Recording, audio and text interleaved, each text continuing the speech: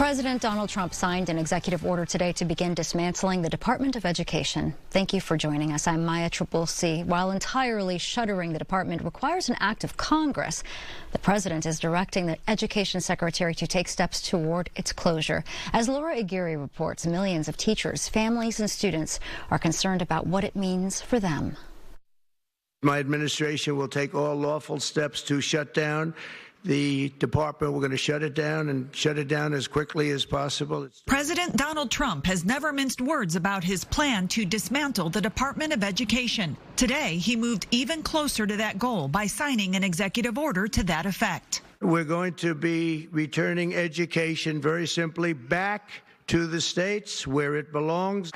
Education Secretary Linda McMahon confirming on Fox News she's completely on board. That was the president's mandate. This directive to me clearly is to shut down the Department of Education, which we know we'll have to work with Congress, to get that accomplished. The White House press secretary appeared to clarify between a total department shutdown and services reduction ahead of today's signing. The president's executive order directed Linda McMahon to greatly minimize the agency. So when it comes to student loans and Pell Grants, those will still be run out of the Department of Education. She also said funding for the Individuals with Disabilities Education Act and Title I for low-income schools would also not be impacted. Any critical functions of the department, such as that, will remain.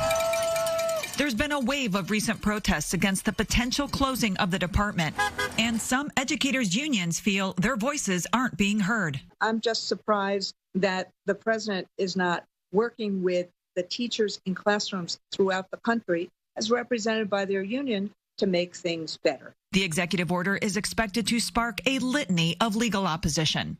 I'm Laura Aguirre for KPBS News.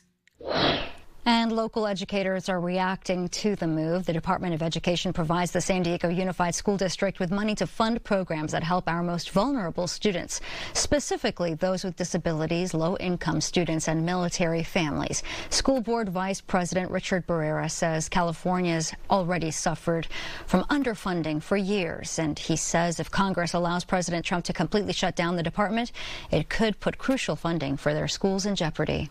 It affects our ability to provide, education for all students, not simply the students that, were funded by those specific programs. So the conversation needs to be about the federal government doing more, not less, and not operating in a sort of the chaos, that we've seen over the past couple of weeks coming out of the Trump administration.